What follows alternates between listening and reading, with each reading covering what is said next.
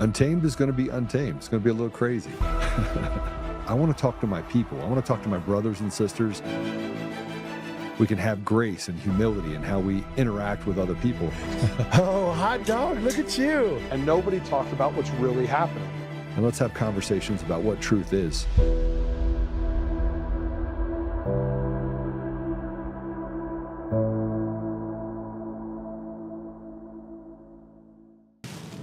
This message is for Kyle Clark. I said some really mean, hurtful things about you. And this is the Kyle Clark that cornered Scott Bottoms at the state capitol. I said some very mean things, and I should apologize for it. If it wasn't for you, we wouldn't have known that the Democrats wanted to protect predators. We wouldn't have known that the Democrats don't want to protect children. And we wouldn't have had that focal vision on the fact that they want to legalize prostitution. If it wasn't for you sensationalizing this and making it so everybody was looking at it, we probably would have missed this, and it wouldn't be something that we even know. And because of you, we now know that the Democrats don't want to keep children safe. As a matter of fact, they want to make sure that Colorado stays the top trafficking state out of all the states. And this state will be another one of the top trafficking states. So I just want to say I appreciate you for that, because what you're doing is the Lord's work. It really is. So thank you for that.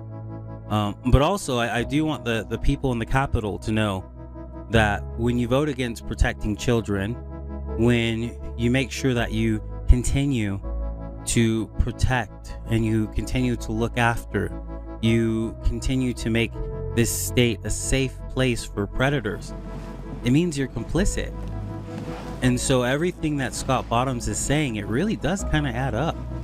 I mean, you can read between the lines. Scott's 100% right. You guys are kind of weirdos. And I don't know how you got in the office, but you know what? I have a feeling that your time is going to be up soon. I think the FBI is going to get you. But anyway, I just wanted to say sorry, Kyle Clark, because I shouldn't have got upset. I should have realized the big picture. And the big picture is that you're doing the Lord's work. So thank you. Appreciate you. And I hope Scott Bottoms, I don't even have to hope, because I know Scott Bottoms will continue to try to protect the children. That was, I think the most powerful part about what he was saying is that Kyle Clark represents 9 News. And 9 News is one of the most predominant news organizations, channels in Denver, Colorado. And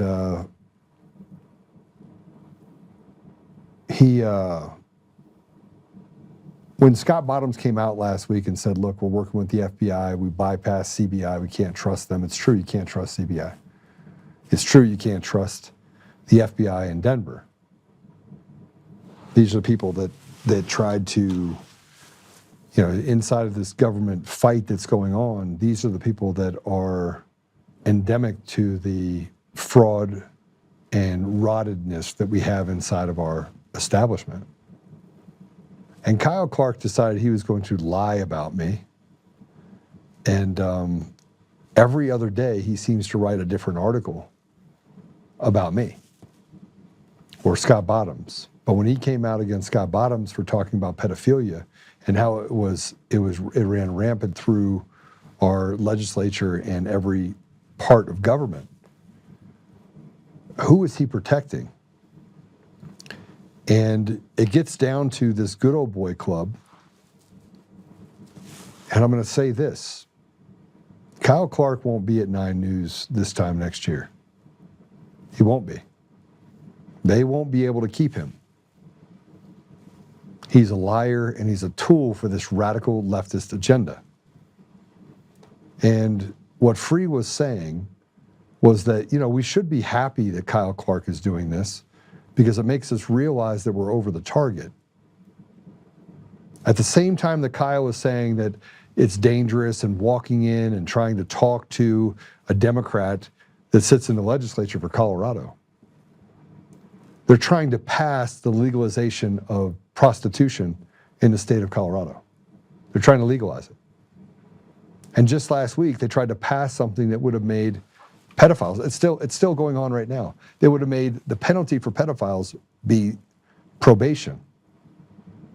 Now you already have these rules for fentanyl, and that you could have enough fentanyl to kill your entire town, and you are eligible for probation. It happened up in Mesa County. But Kyle Clark is telling the people one thing, when behind the scenes he's playing cover for these radical leftists. He's playing cover for the devil itself. So Kyle Clark blocked me on every platform. I had to go find this video where he included him with me and Scott Bottoms. But here's the reality for the people in Colorado, and here's the thing that you should probably know. Kyle Clark is a devious little deviant demon. And here's what I wrote about Kyle Clark. I had to put up the thing that Free put up and have something to say. Let's go ahead and put it up. Kyle Clark is a liar and a deviant of epic proportions. He decided to protect pedophiles as a journalist for a major Denver news station at 9 News. This man, if you call him that, is literally playing cover for Democrats who want to stop pedophiles from going to jail and legalize prostitution so more children can be trafficked and abused. He actually wrote an entire story about how Democrat lawmakers are victims in all this. Imagine a news channel that pays a man to victimize children. That is Kyle Clark.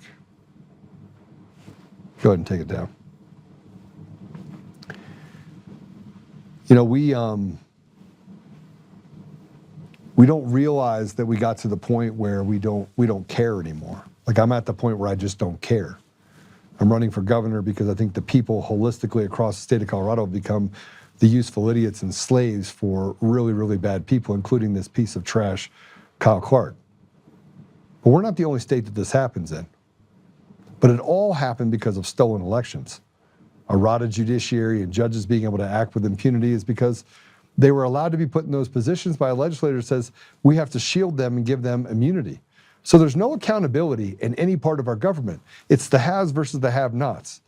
And now we're at that place right now where Kyle's like, well, Joe calls for violence. Joe calls for taking it into our own hands if they're not going to do the right thing. I did. I called for that. But there are many men in this country that have had enough. We've had enough of our children being victimized and our families being treated like slaves. But in Colorado, let me just tell you what's about to happen. Jenna Griswold is going to prison. Phil Weiser is going to prison. Jared Polis, I pray he goes to prison. There's a lot of things happening right now. And this morning, Harry talked about the 2020 election and what's happening, what's going to happen going into this next couple of weeks, which is going to be completely revealing. Let's go ahead and play it. We've made period-to-period comparison of the people that are shown to having voted in particular elections. In 2020 in Colorado, there's over 328,000 changes to the record of who voted in the period of December 1st of 2022 to December 22nd of 2025. These are called out-of-period adjustments, if you were looking at it from a financial perspective, but they're completely disallowed. This is tampering with a federal record. What is the reason that they're washing these old votes out? It's specifically either to hide tremendous malfeasance or some sort of nefarious, difficult to explain error in the systems, or more likely, in all frankness, because of the fact that they're hiding it, is that there's actual malice involved, that this is election fraud. So Owen Gregorian put this post out on X in response to the recent article put out by Joe Oltmann, the voter fraud in Colorado. He said, breaking exclusive, United for Freedom uncovers massive election fraud in Colorado where votes changed after election was certified. Vote tampering in Colorado, explosive new report. So this report staff says tampering federal elections resulted is against the law, and a new study by United for Freedom exposes an explosive problem. Federal election records of the vote are changing after the election has been certified. This is malice, ignorance, or pathetically pervasive apathy. by our election officials. Tina Peters was right. Harassed, persecuted, and convicted by a state of Colorado for defying unlawful orders from Colorado Attorney General, I shouldn't say Attorney General, it should say Secretary of State Jenna Griswold. Tina Peters is living out a nightmare no American should ever experience. Confined to a Colorado jail, it's not a jail, it's a prison. Tina is serving an excessive and unwarranted prison sentence because she had the courage and integrity to follow federal election law, requiring her to preserve the Mason County 2020 election records. The Unite for Freedom Colorado Vote Tampering Report is clear. Illegal changes were made to individual voter history records after certification of the 2020, 2022, and 2024 elections. They knew something was wrong, and we have the evidence to prove it. So it goes through how it works. Thousands of changes. Go ahead and put this on each one of my pages if you would, please. And so that I don't have to go through the whole thing. Well, let's just read it. Let's read it. Thousands of changes have been documented by United for Freedom data analysts by comparing snapshots of certified election records. Each snapshot is the moment in time when the record was downloaded from the state database. These snapshots are auditable items required to be retained and should not change after an election has been certified, but voters literally disappeared by the thousands while others were added. These are error corrections, which tell us the certification was election fraud, or are they part of a massive cover-up? We don't know how voters voted, but we know that tampering with federal records behind closed doors without a transparent adjudication process is an apparent crime. Our great team of data analysts applying forensic standards and peer-reviewed process documented over 300,000 changes in 2020 and over 150,000 in 2022 by comparing 3 snapshots. In 2024, comparing only 2 snapshots, the number was 3,416. Well, future comparisons of 2024 snapshots revealed hundreds of thousands of changes, as they did in 2020 and 2022. Or will patriots looking over the shoulders deter future changes? What will the FBI find if it sees all of Colorado's records and meticulously audit them one by one? United for Freedom analysis are evidence of a potential crime at the highest levels of Colorado government. We the people demand a full criminal investigation that Tina Peters be set free by federal action pending the outcome of that investigation. While we can only see the artifacts of the apparent election fraud, criminal investigators will be able to see it all. As always, United for Freedom has shared all of our data line by line with law enforcement and courts of competent jurisdiction. How do we know we won? This is not theoretical, it is the operative question. If the election was lawful and the results were legitimately certified, why would the changes be made to a record after certification? If corrections were required post-certification, how could the elections have been certified as accurate? There is no third option. Okay, go ahead and take it down. Here's my problem.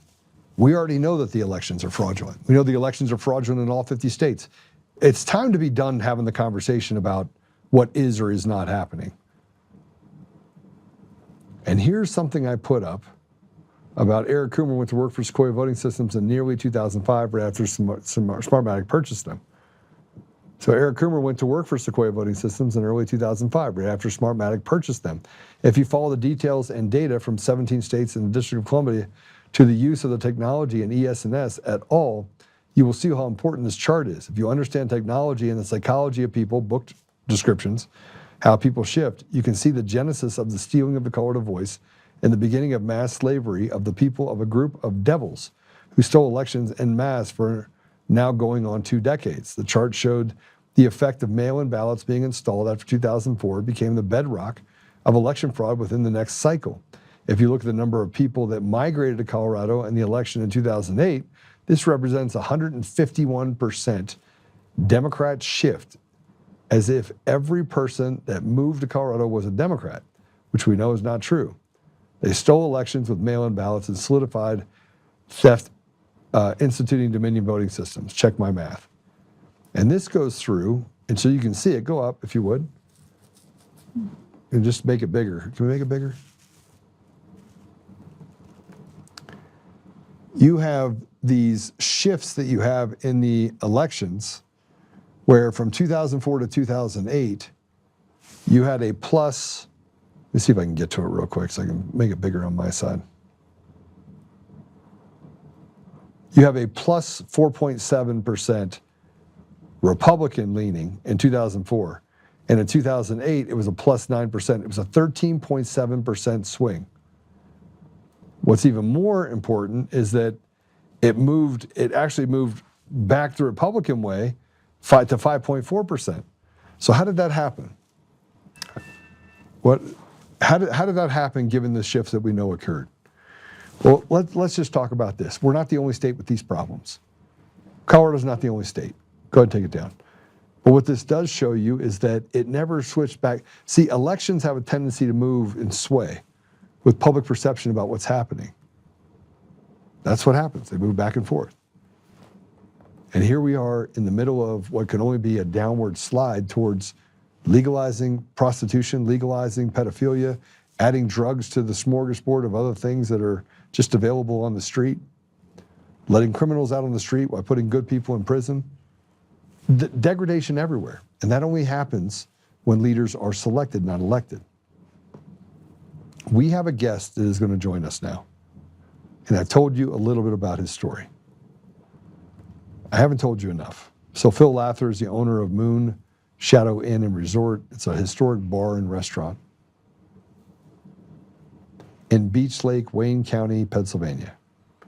He described himself as a man who pursued the American dream for 25 years without so much as a parking ticket. And this is when his battle began. In a recent YouTube video, in late 2026, Lather claims widespread racketeering and corruption in Wayne County courts, including judges and attorneys colluding to deny due process, resulting in loss of civil liberties, property seizures. I mean, they've taken everything from him. They took a house from him. Matter of fact, you wouldn't even believe this story had I not literally downloaded the file and gone through it line by line with a bunch of attorneys.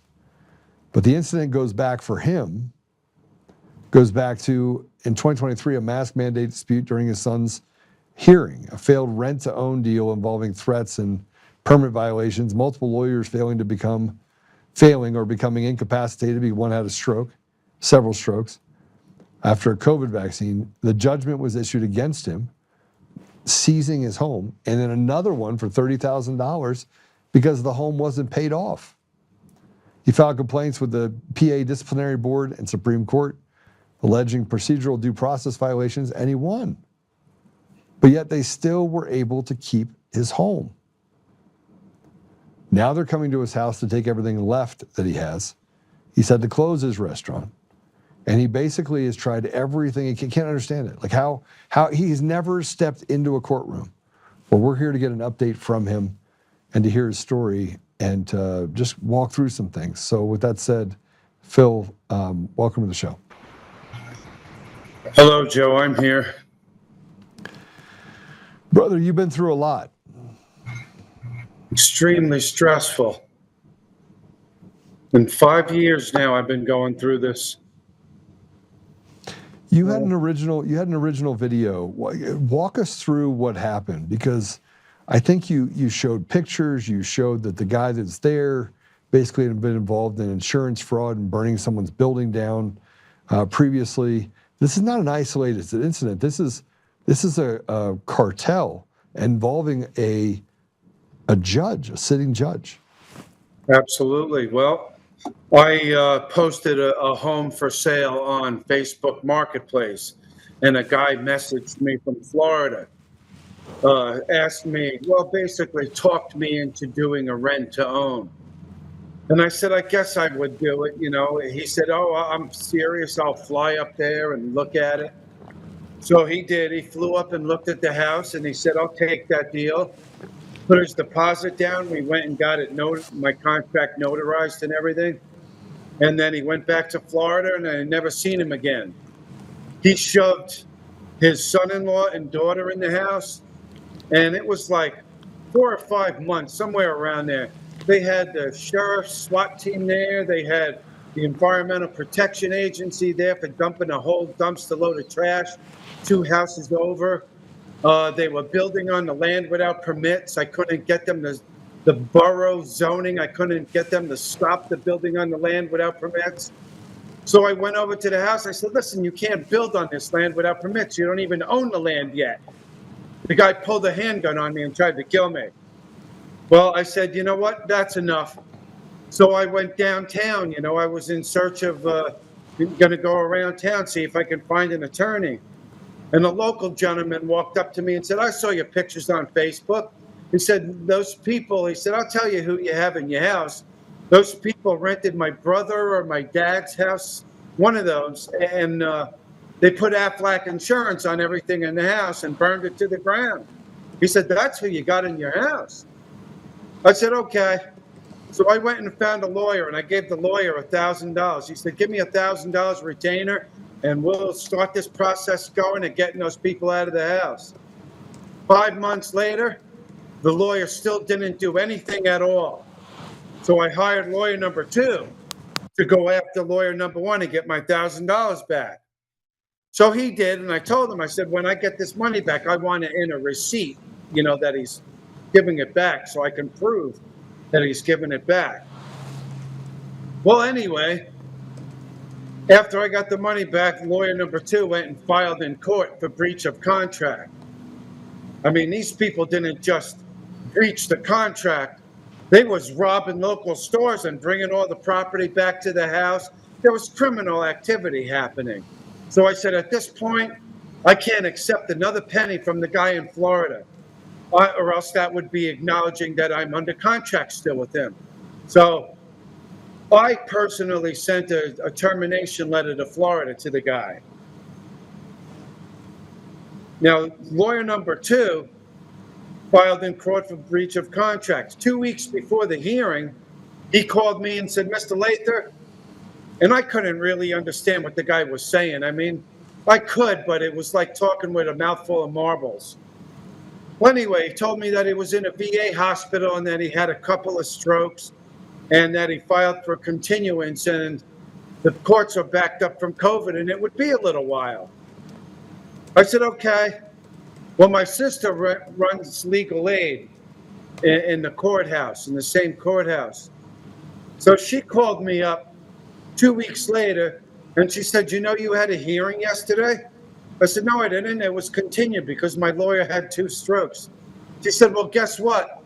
The judge had the hearing without you and awarded specific performance and gave those people your house. Okay, I was leveled. I was absolutely floored.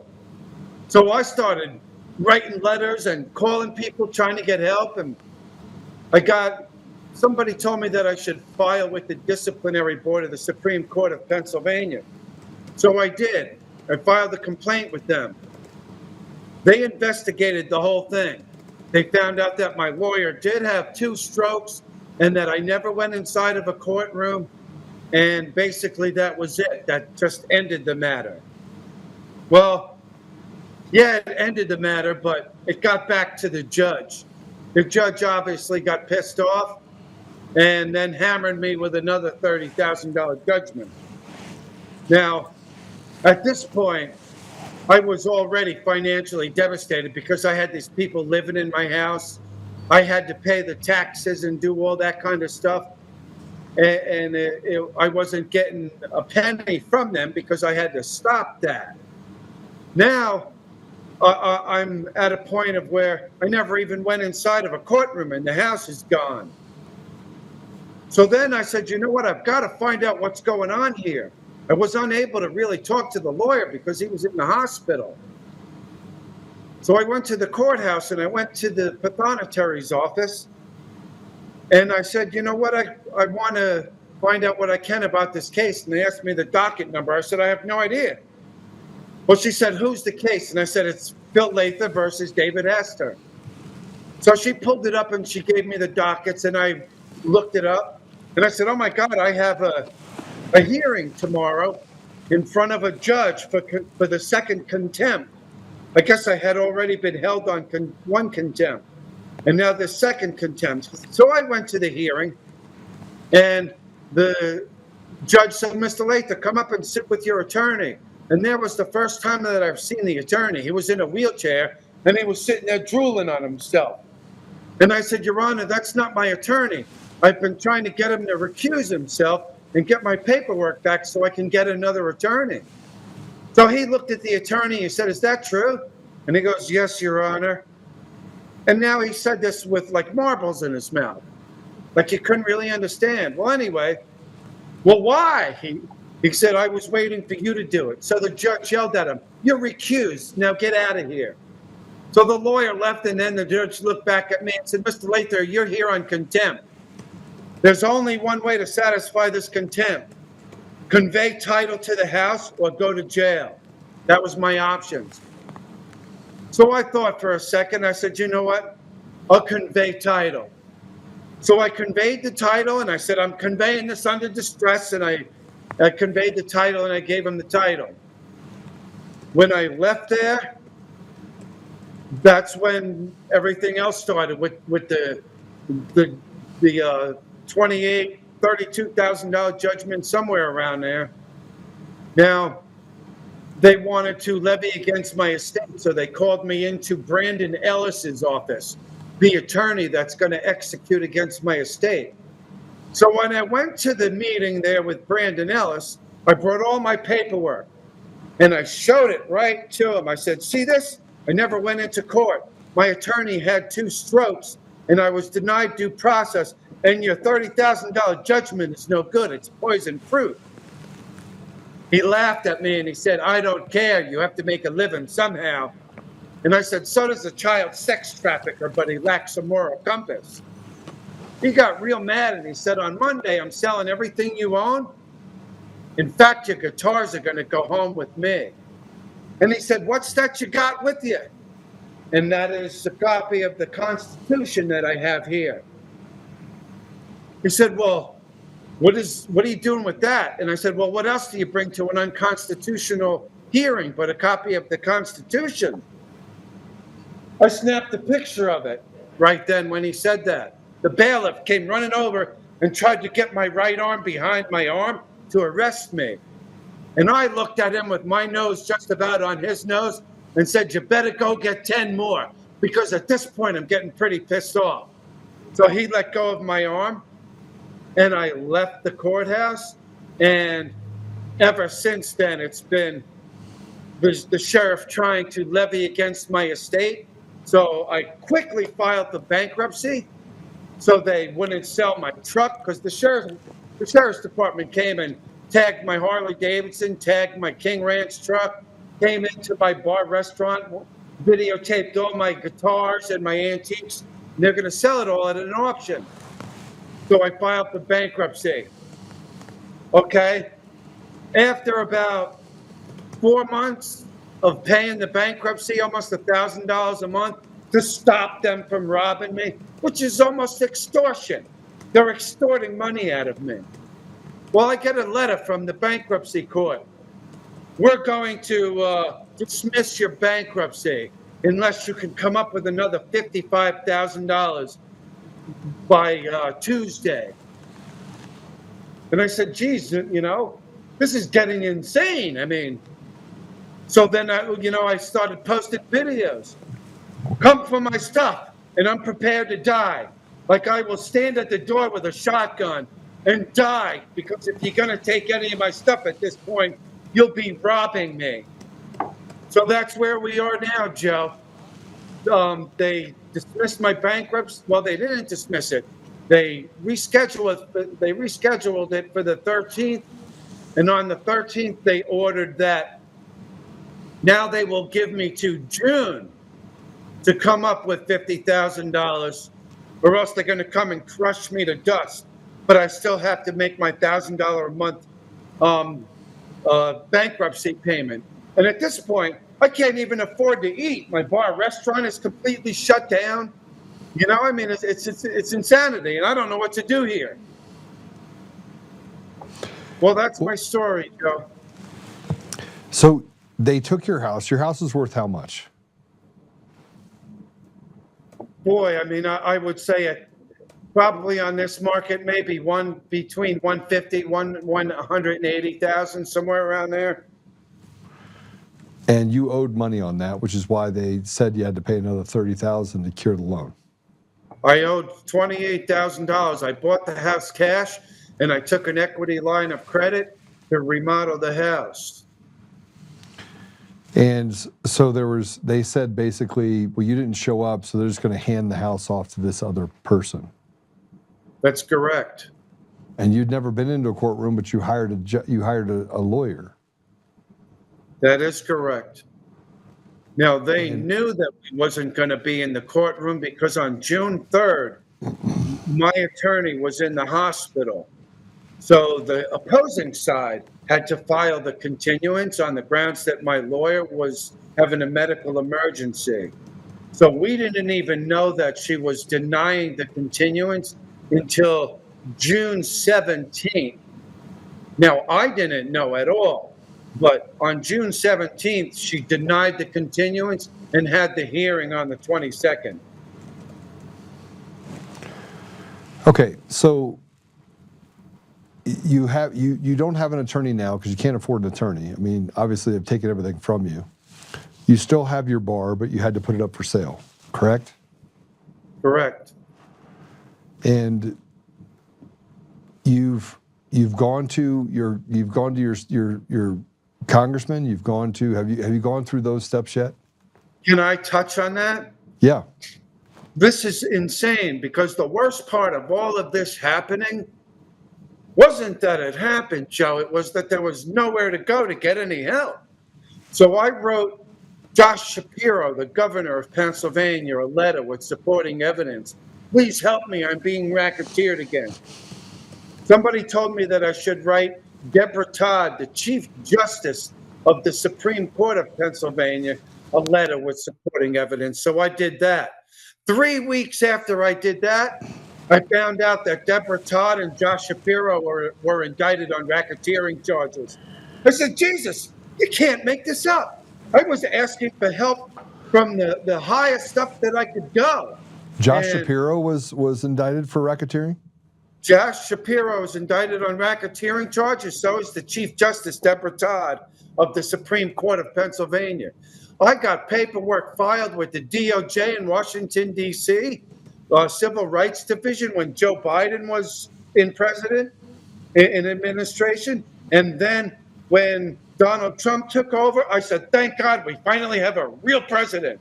And I filed another case with the DOJ Civil Rights Division. To this date, not one of them, the FBI, the DOJ, the governor, the attorney general, nobody has paid me any mind or even care at all. That's why I'm standing at the door with my guns. Come and take something, I dare you.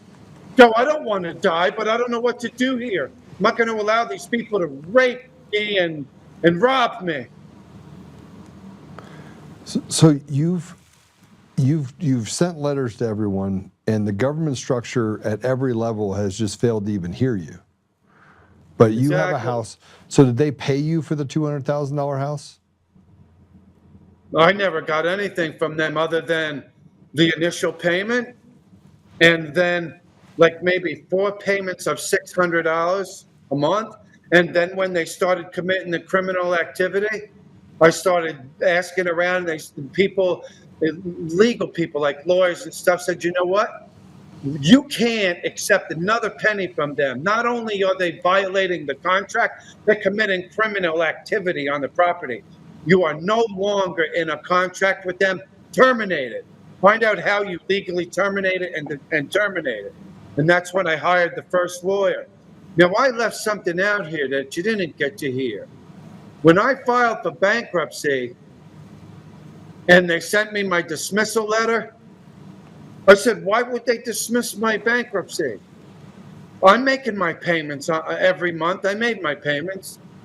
Then the guy across the street here that has been in a battle with these people for 14 years just won $2.6 million in the Supreme Court against that corruption. So he said, you know why they're dismissing your bankruptcy? Because John Martin, the first lawyer that robbed you $1,000, he's one of the bankruptcy trustees. He's been a trustee for 37 years, and he kind of oversees everything. Now, his name might not be on your paperwork, but you better believe that he knows that your bankruptcy came in, and he remembers that you forced him to give him back $1,000. So that's why they're doing this. They're going to squeeze you and crush you for everything you got. So what's the outcome now? What you don't have a lawyer now, and you haven't talked to your congressman yet. No. I mean, right now, I haven't. I mean, I talked to the governor, to the attorney general, to the inspector general. You've talked to Josh Shapiro, the governor of Pennsylvania? Yeah, that's who I first sent a letter to. And he didn't do anything? No, I said, because you better believe I Googled. I wanted to know who was responsible for protecting my civil rights. And that comes up with Josh Shapiro and the attorney general. They just ignored my case.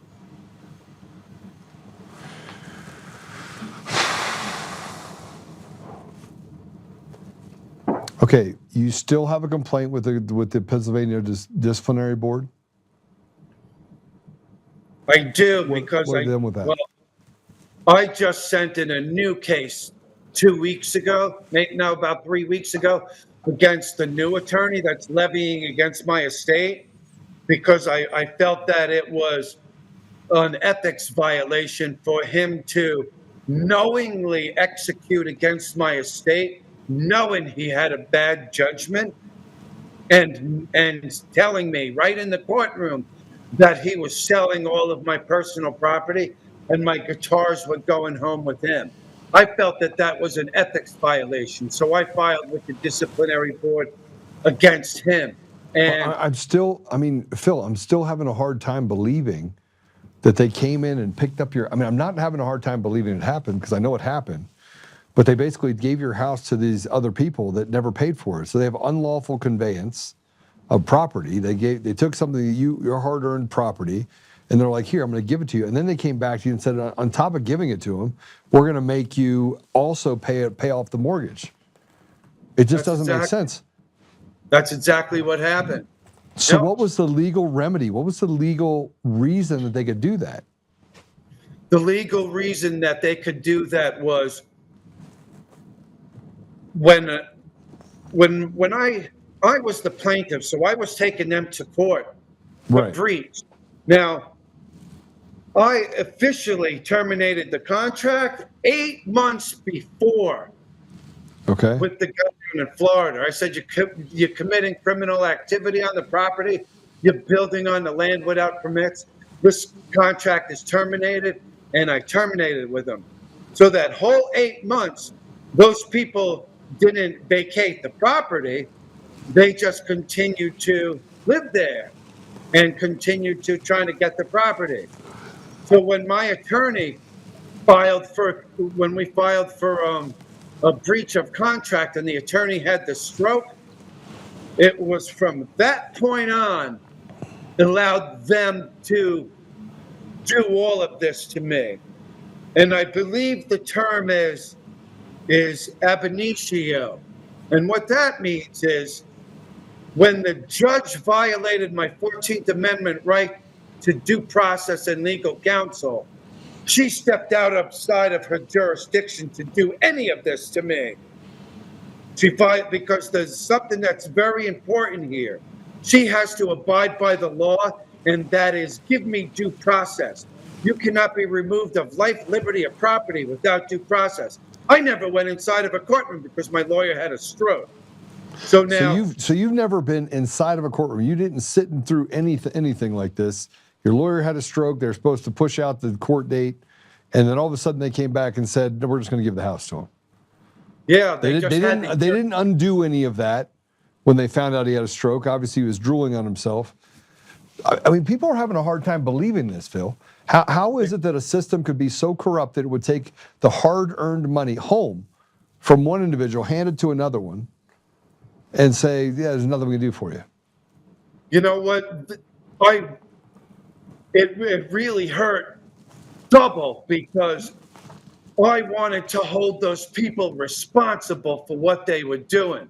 I mean, this guy pulled a gun on me.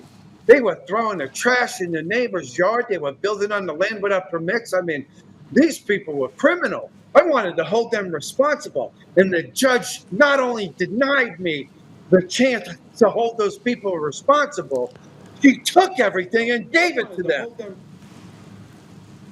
Okay, so look, I've read through the case. I've read through all the documents. I've read through everything that we have, and it's still. I feel like there's a remedy that's here, but are they still chasing? So you said that the bankruptcy has been put off. Well, it's still, I have to make my monthly payments and I have to pay them $50,000 by June. That's where Okay. we're at. You have to pay And I'm- $50,000 to close out the bankruptcy in June. Basically, it's pay them off. They want to be paid off. So this is what I think. You filed a Chapter 11 bankruptcy, correct? No, 13. Chapter 13. Okay, all right. No. I think that I need somebody to file a motion to strike and force the court to show that they had jurisdiction to do that. And when they go to show jurisdiction to do that, they're going to say, oh my God, this guy never came in a courtroom. We didn't even give him due process because his attorney had a stroke. Now, all of a sudden, the whole case falls apart. But I can't get that far. Okay, I don't so know how to file that. okay, tell me about where you live, because we didn't get a chance to talk about this when we talked about it on the phone. Do you live in a small town, bigger town? Is it like Wayne County is kind of it's a Republican stronghold, correct? Yeah. Yeah, I mean, it is, there's a lot of people, a lot of Trumpers around here, it's a Republican, but Pennsylvania is dominantly Democrat, especially when you get down towards Philadelphia area. And not that makes a difference, because frankly, I think that Republican or Democrat, it shouldn't matter. But I mean, Agreed. yeah. So who's the DA? Let's talk there, guys. Get ready, get your pins ready, so I can get some of this stuff down. Who's the judge themselves? The judge is Judge Janine Edwards. She's President Judge Janine Edwards. Now, it's funny that you brought up the DA, because I went to the DA twice, and I demanded to talk to the DA. And a woman came out of the office with a pad, took down my information, what it was about, and took my phone number and said somebody would be in touch. Nobody ever came in touch with me or contacted me, so I went back to the courthouse and went through the process again. I said, I demand to talk to the DA. They went through the whole thing again, and they completely blew me off again. And that was District Attorney Howell. I believe it's Howell. Okay, so you have a district attorney that won't take a criminal complaint from you. You have a judge, Janine Edwards. Of course, she's a little lefty. Got it. Phil, what are you asking the people to do? By the way, have you set up like a Give, Send, Go or something where people can actually help you? What, you mean like a GoFundMe or something? Yeah. Yeah, I started a GoFundMe. I'm not really sure how to use it. I mean, I had like $2,000 get put on there. I think maybe 10 people helped me, and it was about $2,000 put on there. And I have just transferred it to my account, so I'm waiting for it to get to my account. All right, and is that a GoFundMe or a Give, Send, Go? Where is it on? It's a GoFundMe. You're gonna have people get mad at you for using GoFundMe. I'm just looking it up right now. Can you guys find it for me?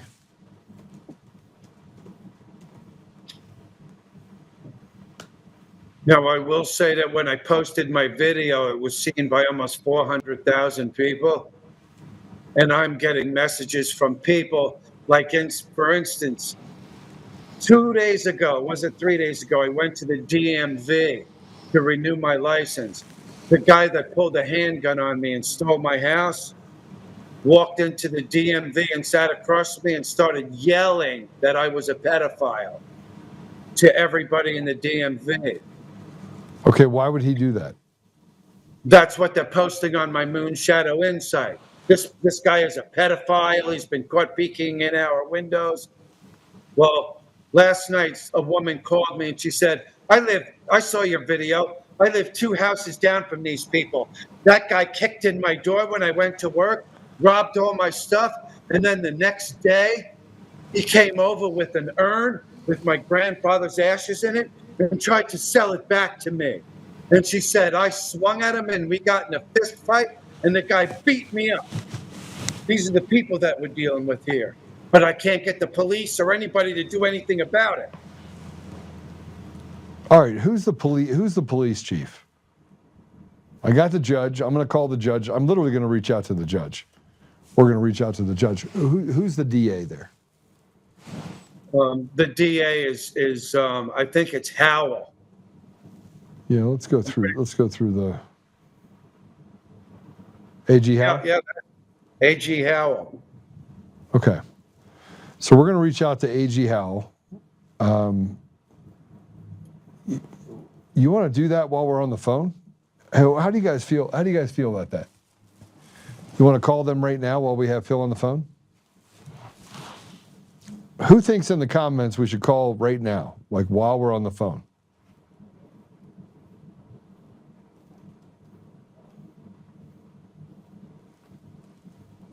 I'm looking at comments. Should we call while we're on the phone? Phil, we got lots of people that are watching you right now, just trying to figure out what's going on, and they can't believe it.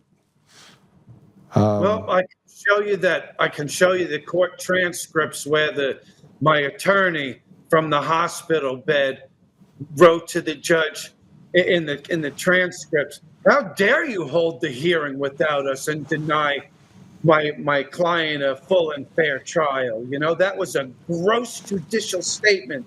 You know, it was. I can't even believe that it happened, and it's absolutely destroyed my life to this point.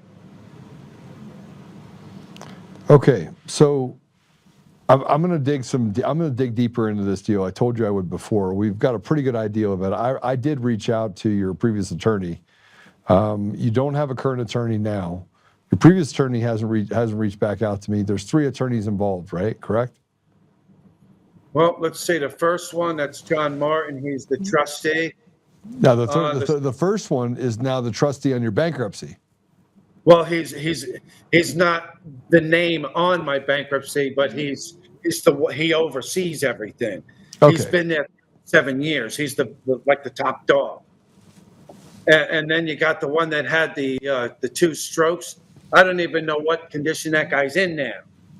And then you got Brandon Ellis, the dirty lapdog that is executing against my estate, knowing that it's a poison judgment. He knows it. Okay. So I'm going to reach out to the DA. I just sent an email to him just now.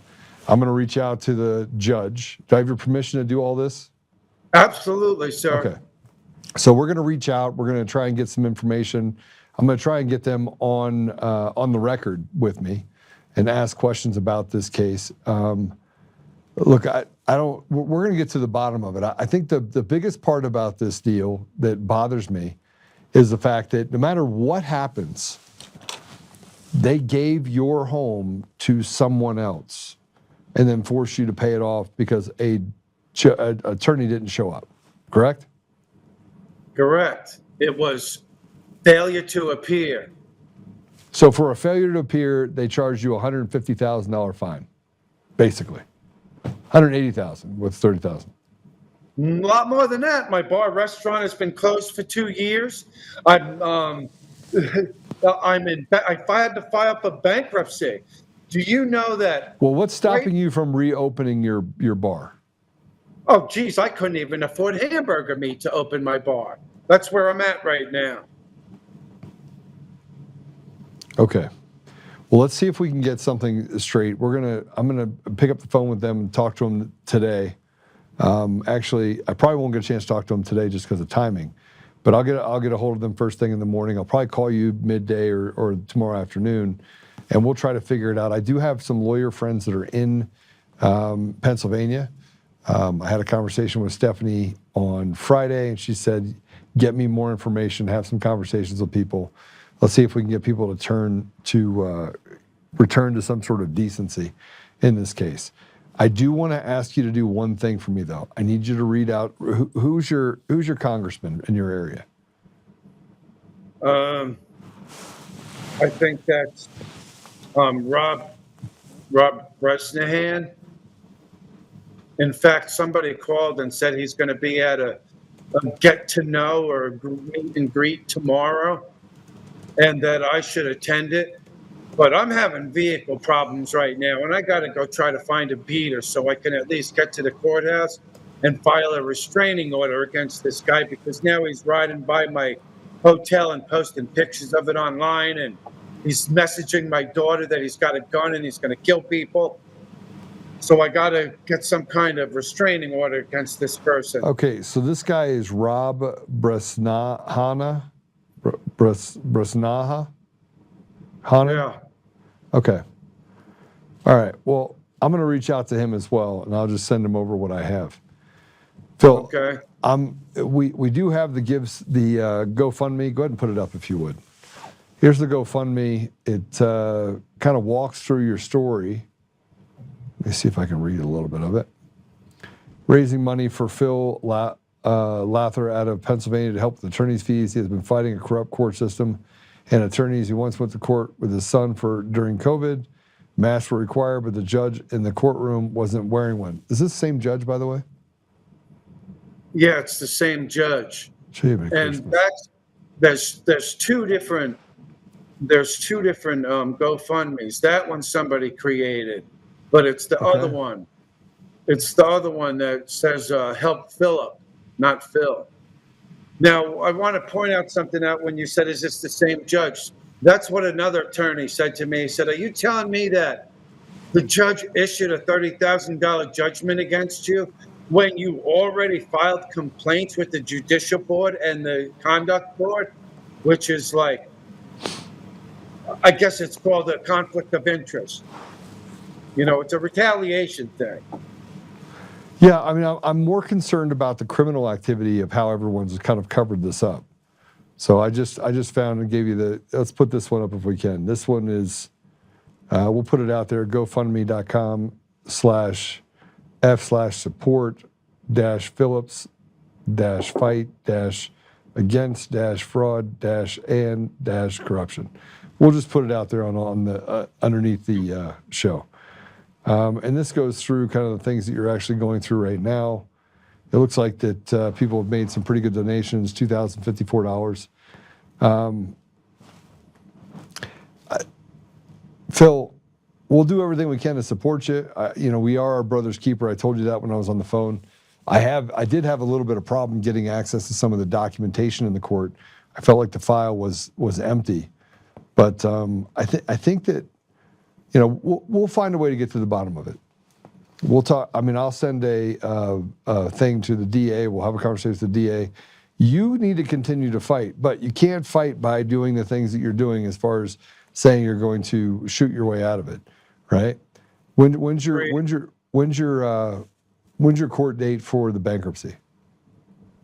The court date already happened. That was on the 13th of February, and that was the amendment was keep paying your $816 a month, and you have to pay $47,000 or $48,000 by June. Okay.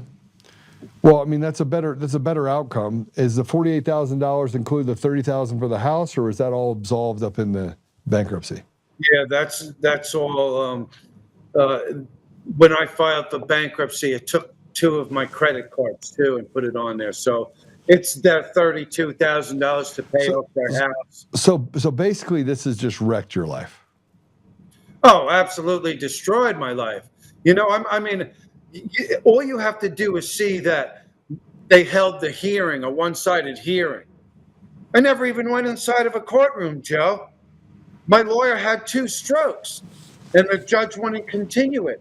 And I never even went inside the courtroom. I didn't even have a chance here. All right. Well, we'll get to the bottom of it, Phil. We'll get some people to actually give you some donations, and we'll see what we can do to help you.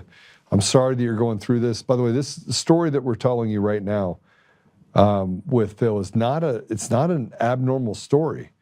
And for the person that just wrote down, there has to be something more to the story. I brought Phil on because there wasn't any more to the story. Just so you know. Like, I went through it. I couldn't find any more. I couldn't find any there.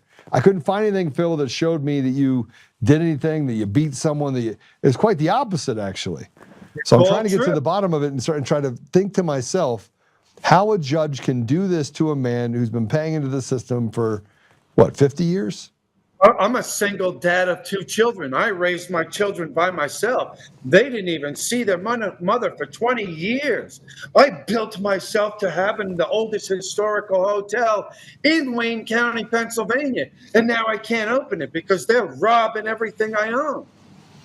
It's insane. Let's solve one problem at a time, right? But are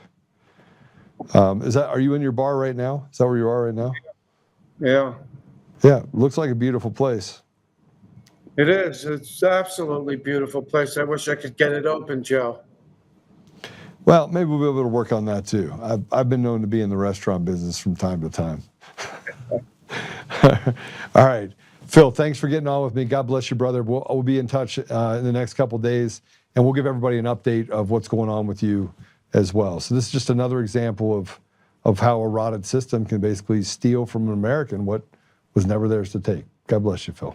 Appreciate it. Thank you, sir. All right. Imagine. So this is where I talk about the sharp edge of the sword. You actually don't know that any of this exists until you find yourself in the middle of it. And then all of a sudden you're like, oh, it's real. It's real. And then you try to tell people about it and they go, you must have done something wrong. It's the first thing that everyone says. It's the first thing that they say. No, Joe. What did you do wrong? Because the system is given the benefit of the doubt. But when the system is so rotted to the core and has done this so many times to so many people, it just gets to the point where you have to at some point say, how do we fix it? So one by one, we're going to try and fix it. We're going to try and fix it for Phil. We're going to take a commercial break. When we come back, oh my gosh, we're going to just talk to you about voter ID, the fact that now they've just made up all of this stuff. They made it all up related to you can't have voter ID, can't have no machines, can't have no mail-in ballots, because if you had all those things, then somewhere along the line people could be disenfranchised. But they don't care about that. They care about fraud. We'll be right back.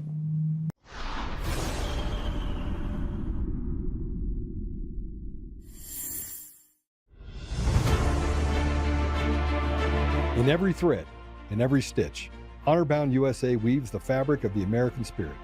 It's not just apparel, it's a testament to God, family, and country. At Honor-Bound USA, we're a family of patriots who put our faith, family, and America first. When you visit our website, you'll find a line of products that embody our commitment to pray, stand, speak, and act. As the official site for the Untamed podcast, all of our products proclaim speaking the truth with courage. We also have the powerful documentary from Professor David Clements, Let My People Go. Identify yourself as one of the few who are willing to stand for what they believe in. Join the Honor-Bound USA family today. Wear it as a badge of honor, commitment to the values that shape us, and a pledge to the bright future we will build together. Because when you're honor-bound, you're not just wearing a brand, you're embodying a lifestyle.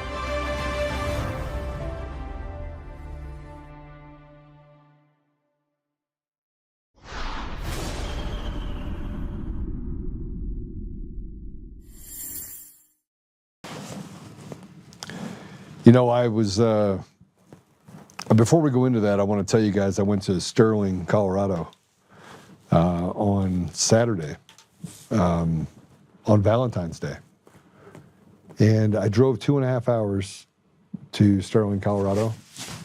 And you've heard me talk about the not just even the state of Colorado's GOP, but the local GOPs, and some of them have been incredibly gracious. You have, Phillips County was amazing, Douglas County was amazing. There's just a bunch of really good GOPs that are out there, and so as you're going through asking questions and going through debates and forums, there's an amazing amount of respect. I went to Durango, went to a debate up there with Heidi and all, put that on.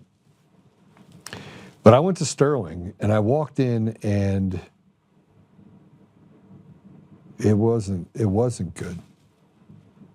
It wasn't good. Now, before I got there, if I'm being honest, and I do want to say thank you for inviting me for the 4 minutes that I was there for a 2.5 hour drive, to hear them basically gush all over themselves, give out themselves awards in the environment. Before I showed up there, I got a couple phone calls from a couple people who were Republicans in Sterling, Colorado, and they said, "You know what, Joe? This is a good old boy area, and the reason why people don't participate in the GOP in this area is because it's run by people who basically run the Mean Girls Club."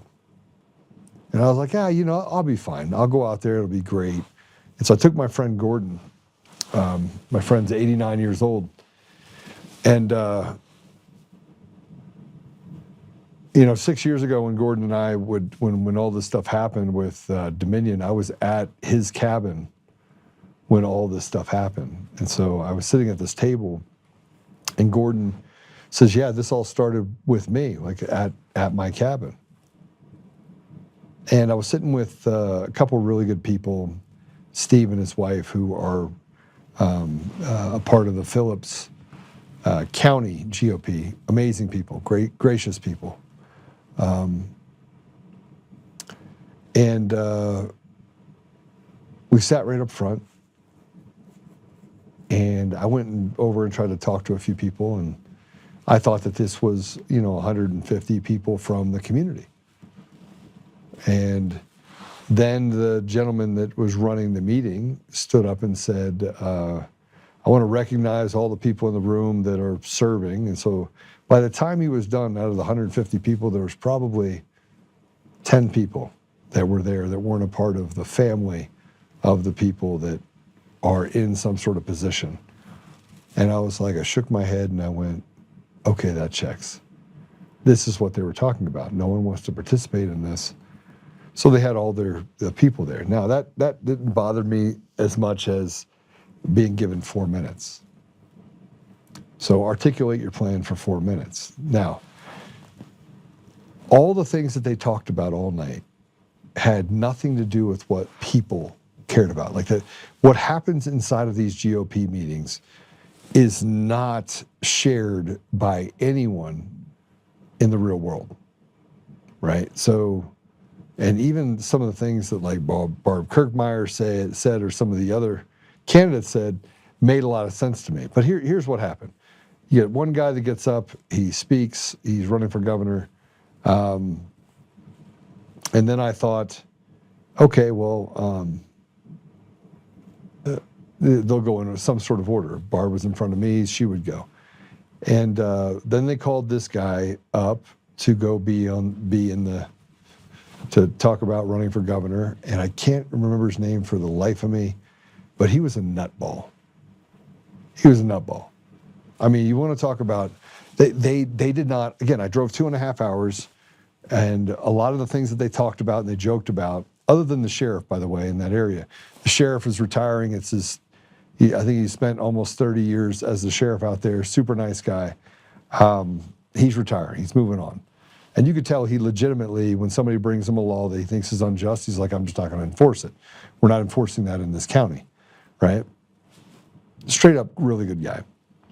But the other things that they said were slights to people in the community. And I was a little bit taken back. And then when they had this guy get up and he started talking, and he got 4 minutes to speak, and he talked about he's just a weirdo. right? And maybe Gray Ginsburg or whatever his name is, he's running for governor. He stood up, and you could have saved yourself the 4 minutes. So then I got up right after they're like, oh yeah, Joe Oltmann, you go next. So imagine being in a circus, and then all of a sudden in the middle of the circus, they're like, hey, we rode this purple dinosaur around a little bit and had to do funny tricks. And now, by the way, be serious, come talk to these people. So I stood up there and I was like, I don't even know. I said it out loud because this is what I do. I said, I don't even know how to follow that. And then because I have a problem with regurgitating the truth, I go, I don't want to be here. Like, again, if you want to get me to say some things that you probably don't want to hear, put me in a position where you create a clown show and then have me speak. Because then I'm just concentrating on why am I even here? So the whole time I'm saying, why am I here? Because frankly, if I'd have known it was 4 minutes, I probably wouldn't have shown up, right? But then I get up there and I was like, I don't want to be here. I think the entire way that we look at elections at electing people is laughable. All of our elections are stolen. We had a county clerk and recorder in there that I'd just gotten a report on who said, yes, I think I still support Tina Peters being in jail for 9.5 years. She was in the room. So I had a room full of some good people, but there was no people from the community there. I wasn't talking to the community. So I spent an hour and a half eating some food, spending $70 on a meal for Gordon to get sandwiched between two people that are not serious candidates for governor. And then Barb gets up there and says, I do want to be here, takes her jab at me, which I'm not even done taking jabs. I think I've had enough of Barb Kirkmeyer taking jabs at me. I think I've had enough. I've tried to be nice about it. I'm no longer going to be nice. She has an F rating as a conservative. She really just, frankly, does not have the talent or the ability to be governor of anything. And when you go along with the Democrats and then tell me somewhere along the line, you're the gal that we should actually put in the office when you betrayed the people that put you there by going along to get along with the Democrats, yeah, that's business as usual. That's not surprising that on the surface she's supported by people like Bill Owens, the radical leftist that tries to tell everyone that he's a GOP and the only Republican governor to only be elected to office in the last 30 years. That's true, but that's because he wasn't a Republican.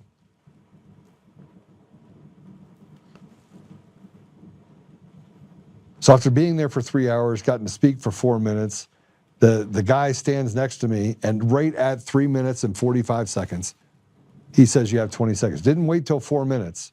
Walked over while I'm speaking, and I was like, hold on a minute. And then I thought about it for a minute. I was like, you know what? Screw it. I'm sitting in a room full of haves. People that have pushed out people in the community for the GOP.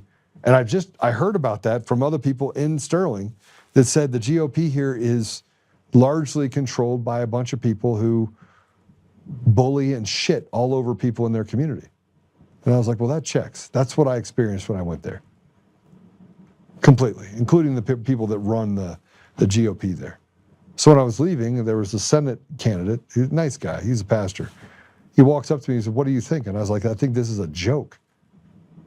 I think this is the reason why we keep losing in the GOP. You know why we lose? Because we have shit people that are more concerned about themselves and self-gratifying themselves and having a position of power and authority than they are about caring about anything about other people in their community. And this is what we have to deal with in not only the state of Colorado, but around the country. Anyway, it was sad. It was sad. And then I went home thinking to myself, I spent Valentine's Day with a bunch of people that frankly, I have no regard for. So thanks for the invite. I'll never go back to Sterling. I won't. Now, all right, let's play the C1 cut. About 83% of the American people, including majority Democrats, support voter ID laws. Well, yeah, the voter ID laws that, first, each state can have its own voter ID laws, and some do and some don't. But secondly, what they are proposing in this so-called SAVE Act is like Jim Crow 2.0. They make it so hard to get any kind of voter ID, that more than 20 million legitimate people, mainly poorer people and people of color, will not be able to vote under this law. We will not let it pass in the Senate. We are fighting it tooth and nail. It's an outrageous proposal that is, that shows the sort of political bias of the MAGA right. They don't want poor people to vote. They don't want people of color to vote because they often don't vote for them.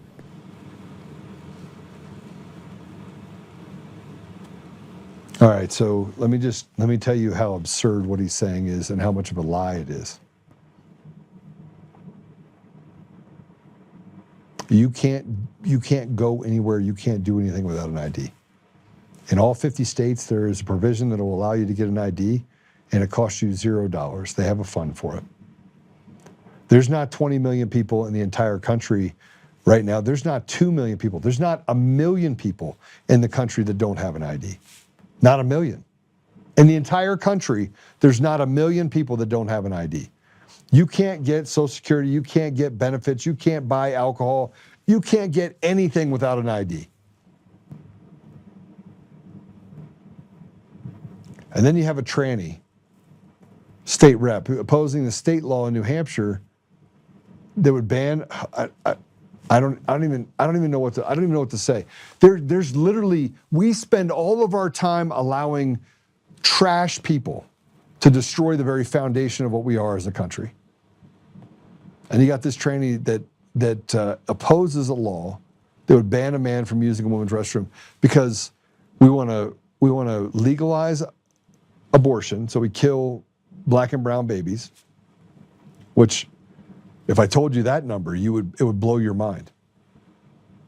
So just so you know, illegals that come here account for less than 2% of abortions that exist across any sort of spectrum. Illegals, like people that come here from other countries. 47% of abortions in the state of Colorado are black babies. So they're genociding literally the black population that are citizens. Well, by the way, giving the illegals free health care and free child care. And now you got this rep who's a man pretending to be a woman that wants to ban men from using. He says, it's not going to happen. Here, go ahead and listen to this. So, to start off, what restroom should I go to? In the State House. Where do you want me? Men's room. Do you want me in the men's room? Yeah. I don't want me in the men's room. I haven't been in the men's room in 6 years. But I'm a trans woman. And let's say this law passes, and the House decides we're going to enforce a bathroom policy here at the State House, and I'm not going into the men's room. I'll tell you that right now. I am more likely to be assaulted in the men's room. Statistically, trans women, when forced to go into the men's room, are, I believe it's somewhere along the lines of at least 4 times as likely to be assaulted. We are the people who are being targeted here. And the testimony before makes absolutely no sense, because if I walk into the women's room, and even if somebody points at me and says, I think you're trans, how in the hell are they going to prove that? I'll give you my driver's license. It says female. Like, what do you want from me? Do you want me to strip down? What if I just say, no, I'm not trans? People are dying. I have had to console too many grieving mothers and fathers to count. Please stop making more of them. Dear God. That's my testimony, and I'm happy to answer any questions. Thank you. People are dying.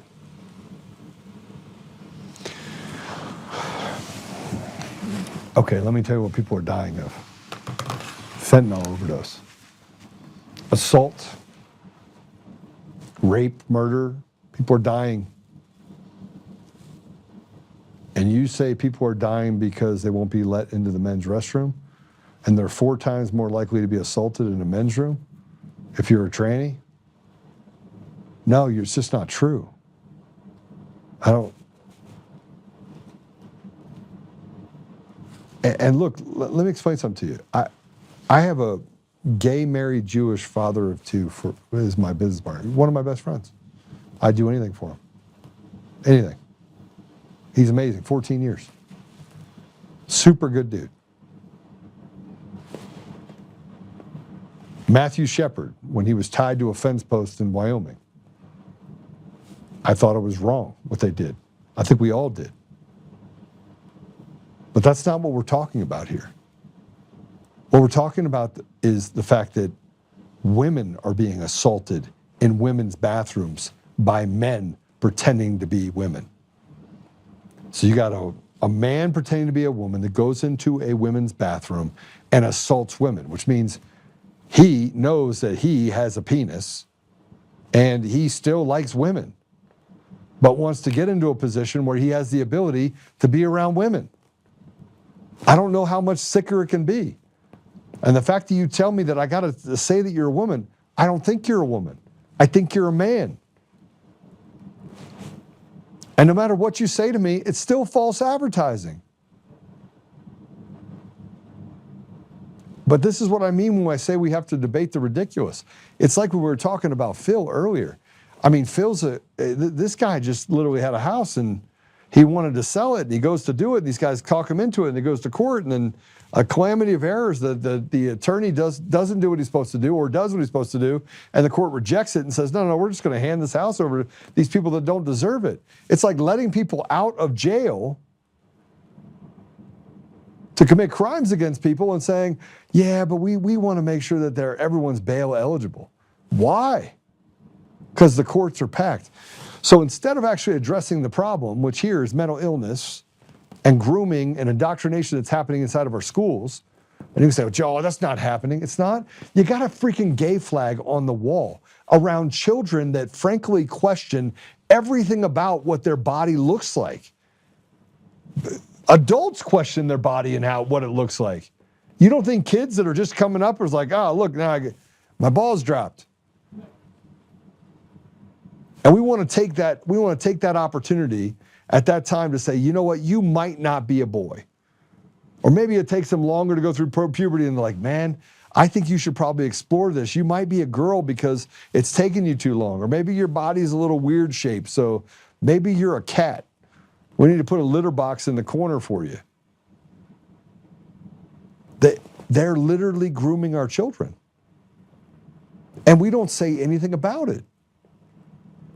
And this lunatic gets up there and says, what bathroom am I supposed to use? The men's bathroom? Well, I'm not using that. Well, then go outside and pee in the bush. You got a wanker?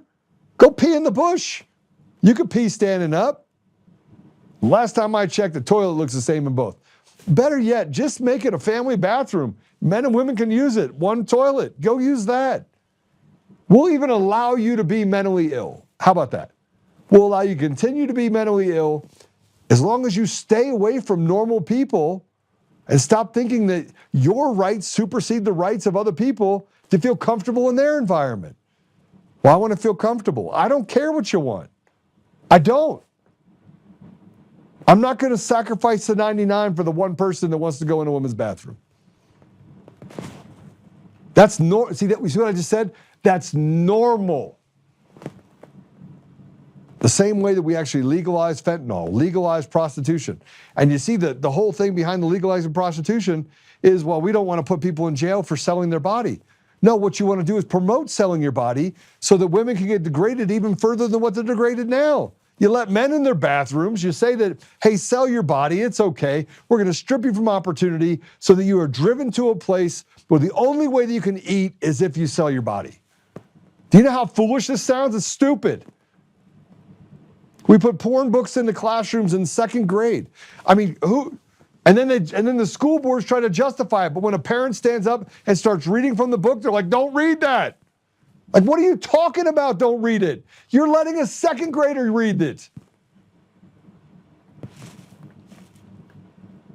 And no matter how much we stand up and fight for it, man, let me tell you something. I was in Durango on Friday. I flew to Durango, had a great debate. It was amazing. Got to hang out with some really good candidates. Kirk Meyer didn't show up because Kirk Meyer set up Scott Bottoms with the 9 News guys. Let's ambush them here. It'll be good for me. While she laughed about the fact that pedophilia is running rampant inside of our legislature in the state of Colorado and said, oh, I think he's lying about it. How? You're trying to legalize it. The legislature right now in Colorado is trying to legalize the fact that if you're a pedophile, you can get probation. Make it make sense to me.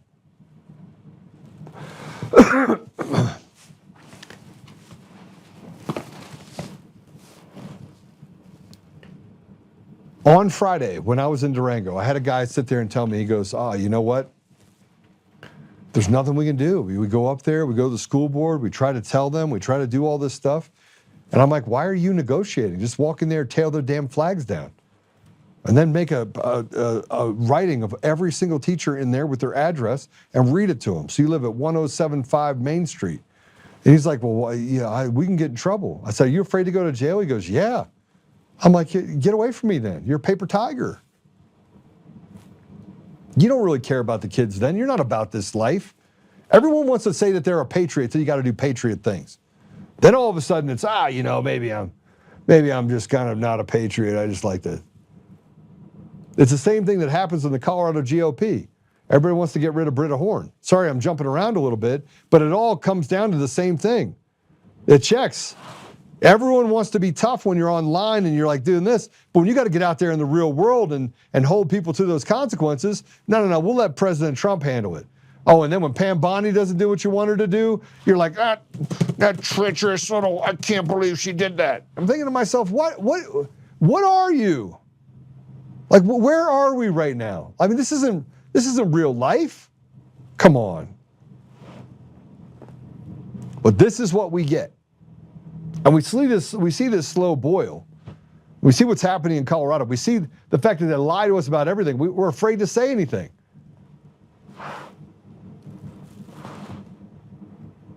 And I told the guy this. I was like, go in there and tear the flags down. Grab 200 men from the community. Oh, we just nothing was happening, so we just gave up. Then you're a bunch of pussies. Then you really don't care about your country or your community. And I'm tired of everybody saying the fact that, what can we do?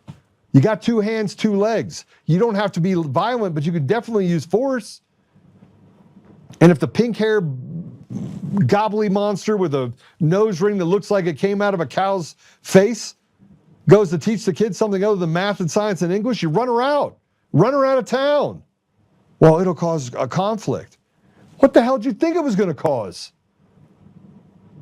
But we're conveniently tolerant on stuff we shouldn't be tolerant about, and we negotiate on it. And then you got a bunch of people stand up and says, I got to stand up for trans rights. No, you don't. You just got to be a good person. Look, if you want to be a pink elephant, be a pink elephant. I don't care. But you leave our damn children alone. And you go into a bathroom. If it swings, you go in that one. And if it doesn't swing, you go in that one. And if you have trouble with both of those, there's a bathroom that's for retarded people. You can just go in that bathroom. But then I get blasted for saying these things. I get blasted for the obvious. We don't have to cater to, nor do you things that you say that want to do good because it makes you feel good, they don't end up doing good. You destroy the community. Let's normalize drugs. Okay, that worked out really well. Now the homeless population in the state of Colorado has ballooned by 900%. And by the way, we spent $1.6 billion on it in 2025 and have zero to show for it. That's an average of $64,000 for every single person on the street. 64 grand they spent on the people. Do they look like they have $64,000 spent on them? That's more than $5,000 a month per homeless person. Please tell me where you can show me $1.6 billion with a B, state of Colorado, that went towards homeless people. No, it didn't go towards where it should have. You know where it went? It went into these fatso's pockets because it was just a bunch of grift that they used to then reinstitute or give to NGOs that are then used to fight against the very people that are trying to normalize normal. Make it make sense. In nearly 30 states in this country, in nearly 30 states, you have Republicans that are fighting against common sense laws that would make transparency the norm in elections. 30 states. You have ranked choice voting up in Alaska, which, by the way, you cannot audit. You can't audit it. It's tap on your head, rub on your belly, turn to the left, turn to the right. It's like a cheat code if you're playing with an old Nintendo. That's the reality. And they said, no, the people wanted ranked choice voting. The people never wanted ranked choice voting. The population out there with the special interests and the lobbyist groups who want to make it so complicated that they get to put whoever they want in a position of trust and authority because you're just nothing but a slave.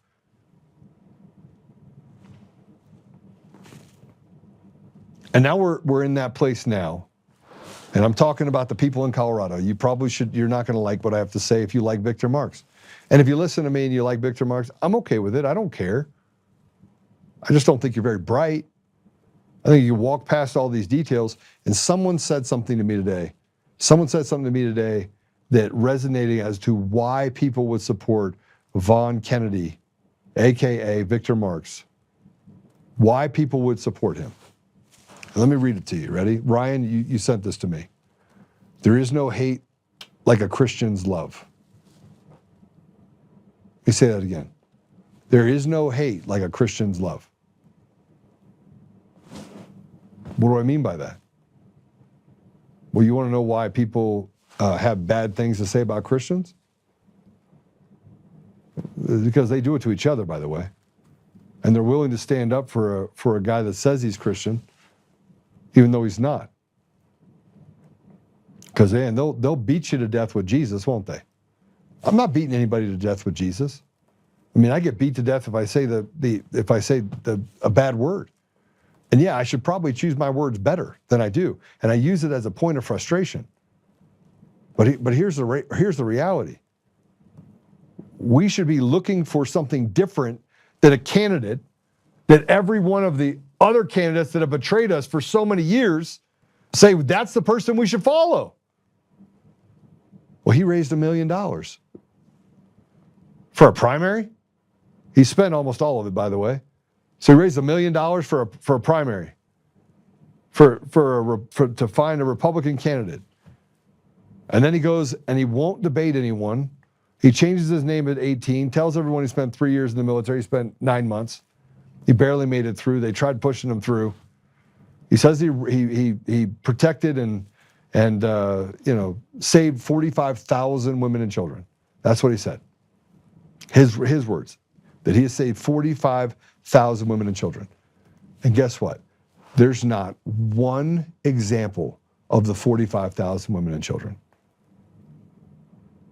But it's Victor Marx, right? He says he can take a gun away from someone that points it out. He's a 7th degree black belt. Oh, but then again, he's not a 7th degree black belt either. That's not true. He talked of stories about his wife going into conflict zones and wearing plate carriers and going out and playing kamikaze in places that are dangerous. Well, just so you know, it's not allowed.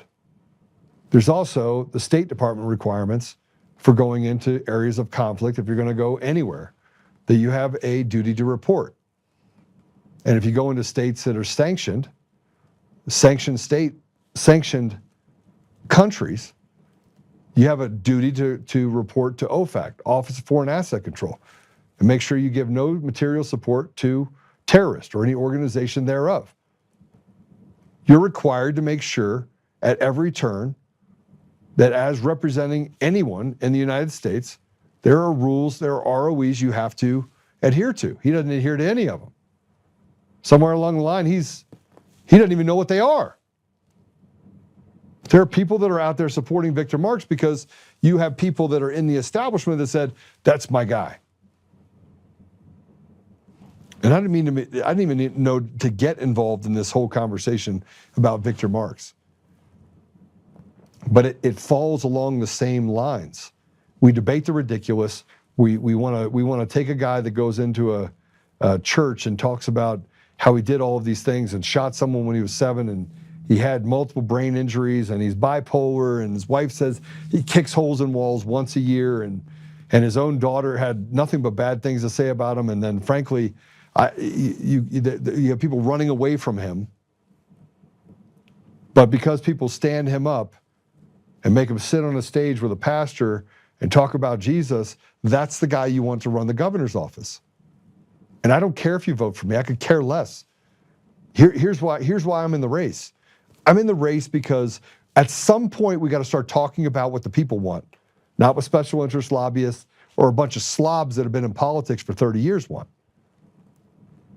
And if you want real change, you don't do it on the backs of saying, like so many people online, these little bots, you don't do it by this idea of saying, well, because he repeats over and over again, I'm not a politician.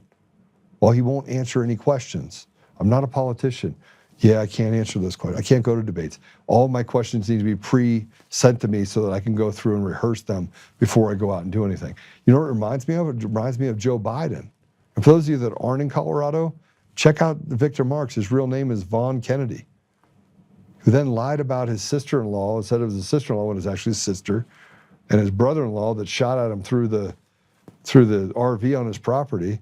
He left that out, that it was actually his brother-in-law, his wife's brother, who then conveniently a couple months later went and murdered someone in California. These are the types of people that Victor Marks hangs out with. And these are the people that we want to put. He writes a book called Dangerous Gentlemen. In it, he describes himself perfectly.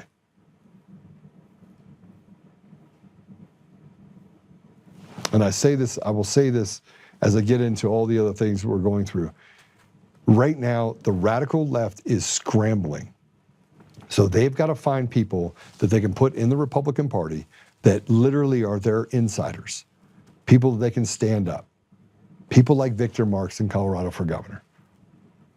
And by the way, if you don't like me for governor, that's fine. There's another guy named Scott Bottoms who is absolutely amazing. He was a pastor, also worked in his legislature for 4 years. Before that, he was in the military. And frankly, he's been one of the most consistent people you're going to find. Good choice. Barb Kirkmeyer has an F rating. As far as if she's voted with the Democrats, she might as well just change her affiliation. And Scott talks about the things that we should be talking about. The 40% of our population that I talk about that are most important to me. They're the poorest. And by the way, if you want examples of people that I have saved over the last 20 years, I've had them on the podcast. I've had them. I've literally had them sit here. People that I've served. One works for me.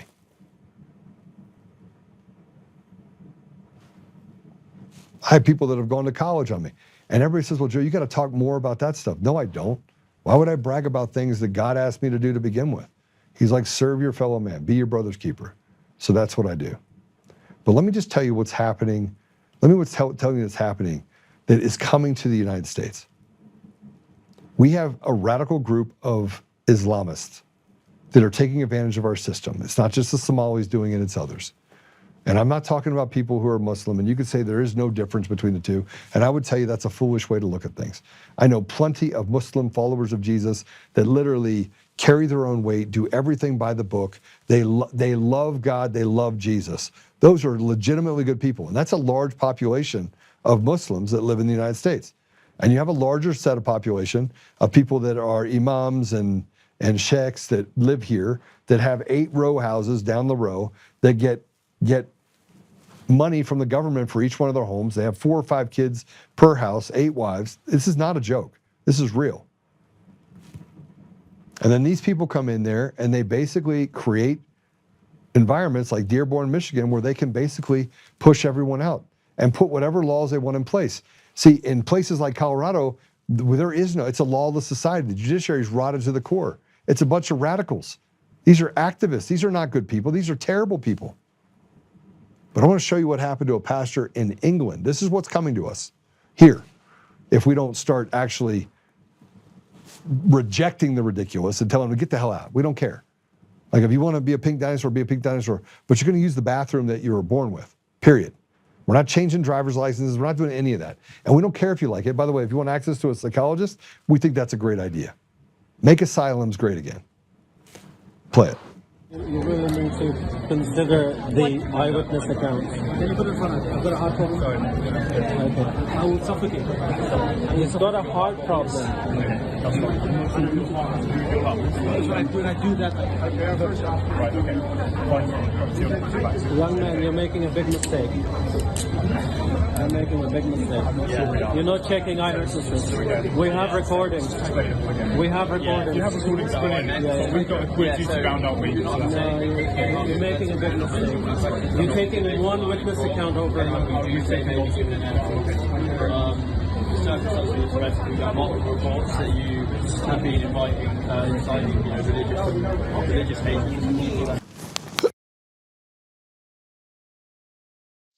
All right, so we have a Grok. This is a Grok summary of the incident. It involves Pastor Dia Moodley. He was arrested in Bristol, UK in November of 2025 on suspicion of inciting religious... Okay, you're going to go past it? I was reading it. There it is. There we go. A suspicion of inciting religious hatred under the Public Order Act. He was street preaching on difference between Christianity and Islam and affirmed sex as binary. He was held for 8 hours. Bail conditions later dropped. The case is ongoing. The ADF International supports him, citing free speech concerns. Mainstream outlets like BBC have not covered it. Well, that's interesting, isn't it? And then here's something. There's this woman in Maryland who called the CPS against Calvert County High School students at their school. Play it. A report was made to Child Protective Services. All of this was provided. In December of 2025, Turning Point USA hosted an event marketed to high school students with food and beverages advertised as an incentive for attendance. While community building opportunities for students are important, this event raises serious concerns related to student safety, parental rights, and governance oversight. Event materials indicated that adults, including parents and legal guardians, were not permitted to attend and that supervision would be provided by unnamed volunteers. Excluding parents and guardians from a student-focused event creates a lack of transparency and undermines established best practices for youth safety. School-affiliated or school-adjacent activities should adhere to clear supervision standards, background check requirements, and defined accountability structures. I am also concerned about a potential conflict of interest involving Board of Education members serving as guest speakers at this event. Board members are entrusted with fiduciary and ethical responsibilities, and participation in events targeting students, particularly when parental access is restricted, warrants careful review to ensure compliance with district policies, ethics guidelines, and public trust obligations. Students are widely recognized as a vulnerable population. They are in critical developmental stages and especially susceptible to influence. For this reason, safeguarding measures, parental involvement, and transparency are essential. All Board of Education members in this room are mandated reporters under state law, as I am. Based on the circumstances surrounding this event, a report was made to Child Protective Services. All of this was provided along with... Thank you for your comments.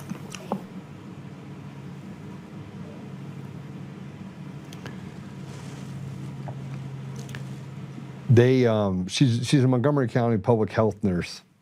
Now, she said a few things that are true.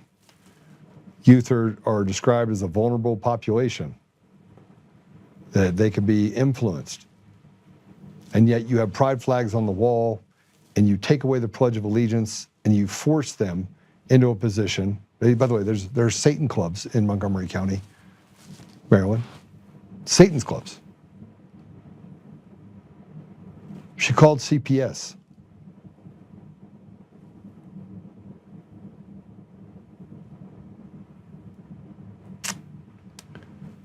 We are in big trouble. We are in big trouble.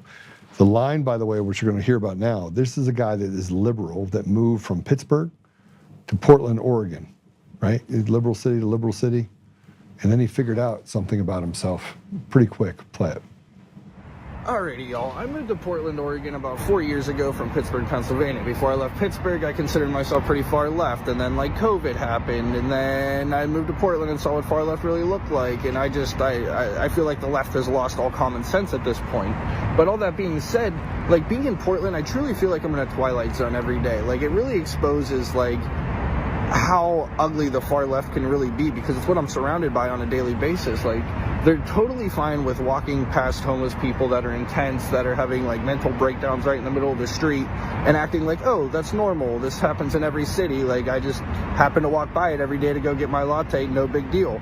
And it's like, dude, I thought the left was supposed to be empathetic. I thought the left cared about the environment, because if you look at what the homeless population out here alone just does to the environment, it's pretty insane. But all that being said, like I feel like all the morals have went out the window. All like the things that like y'all truly fought for went out the window. Now it's all about like protesting Tesla, hating Trump, and like fighting for men to have babies or something. Like it's literally crazy out here. And I know like I should have known this moving out here, but I really thought like, you know, we'd have some common ground, considering like I used to be like one of you. But if anything, it just turns me further to the right, seeing how people act out here, seeing like the point of privilege everybody has too. It's literally insane. Like if you don't believe what they believe, then you're a piece of shit. And like it's just a total la la land, and it's crazy to me that it's been normalized. And I think like Portland is a perfect example of why things shouldn't be far left, and why we need to like kind of come back to common ground somewhere. So you can bitch at me all you want, but you know I'm right, and you know there's plenty of people that think the same way as me. And Portland's just becoming a hub of mental illness and a place for people to go to just be weird. And it's not the good kind of weird. It's the type of weird that needs like medical attention. Let's talk about it. Well, there you go. There's a liberal that says he's liberal, and he found out that liberal is not that liberal. This is why I say that 90% of the country, you can say you're liberal, you can say you're conservative. That's not the same as being a radical leftist. It's not the same. And you can't say, and the reason why people are going this direction is because they want to fight against something. Like they can see it. They can see that something is wrong, fundamentally wrong, but they can't put their finger on it. And if you try telling them what it is that they're putting their finger on, and it's not a radical leftist idea, they won't accept it. What do we got here? Antifa are terrorists. I agree with you. The woman is a setup. I don't know what you're talking about. She is our problem. Dancer, I agree with you. Teresa said, come near my kids or grandkids, I'll punch you in the throat. Unfortunately, Teresa, if they go to school, then they're already in the middle of it. They're already in the middle of it. Yeah, it's crazy. All right. What was I talking about? I don't remember what I was talking about. Oh, I was talking about the craziness. Yeah. We're in that weird place where up is down and down is up. We're afraid to actually talk about it. We don't want to fight for our children. We want to talk about it all the time. And we don't want to risk anything. So God forbid you go to jail, because they've already proven that people on the right, they'll throw you in jail for 2 years before you go to trial. They'll strip you and do the things that is happening with this Kabuki case with Coomer, which I don't even care about anymore. I mean, like I was talking to my lawyers, and I mean, it's absurd that we've been having this conversation. I know that these people are going to be arrested. It's just a matter of time, and I wait for that. And I'm waiting for the day that I have to go into court and be like, okay, now what are we going to do with Coomer? Coomer's got an international arrest warrant. We got to get him back on U.S. soil. And, you know, we still going to go forward on this case? Please bring him here. We are afraid to stand up against these radicals. And even when the radicals, they'll bring in a little bit of truth. That woman said that these are vulnerable parts of our society. And yet, when they go to have the argument the other way about getting rid of pride flags and actually letting kids be kids, let them grow up to be whatever they're going to grow up to be. And if they grow up to be gay, okay, they grow up to be gay. God, they can deal with them and their maker. But when you force people into something, And I do believe, by getting back to this, I do believe kids want to be, even adults, they want to rebel against something. Well, let me just tell you what you're rebelling against. You're a slave. You haven't figured out you're a slave yet. Go watch the movie Ants. You're the ant. Good. You're the useful idiot that the grasshoppers get to tell to do everything that they want to do. You're the have-nots. And every now and then you might get a few ants that get promoted up to be with the haves, and all of a sudden they betray the very people that they're there to represent, and they forget where they came from. That's the reality of where we are. And it's a dangerous place to be because a lot of people are pissed off and they're done with it. But you have more people that are empathetic and say, oh, you know, we'll just get along to go along to get along. It's not that bad. A bug's life. That's right. A bug's life. It's crazy. All right. I got to go because I have a friend that's here to see me. Apple Podcasts, Google Podcasts, Spotify, Pandora, iHeartRadio, tune in and more. Thanks for joining me today. Today's kind of an off day. It's Monday.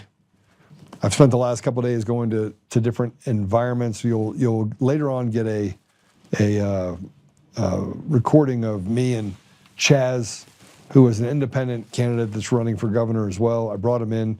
He has some really good ideas, but yeah, pretty good stuff. All right, let's pray it out. Jeff asked, how was your surgeries going? Good. 2 down, 2 to go. And they're big ones. The ones coming up are pretty big. So we'll see. Danster Clatter said Antifa just killed a French kid who was helping at a woman rally speech, speaking about the race and men in their areas. What? Where is that? Hey, Dancer, can you put that in there, please? Put the actual thing you're talking about in there. I'd appreciate it. Yeah. By the way, I think that Eric Coomer, or one of his friends, watches every one of my episodes. So maybe he'll learn something. Maybe he'll learn something. Like TikTok, time's almost up.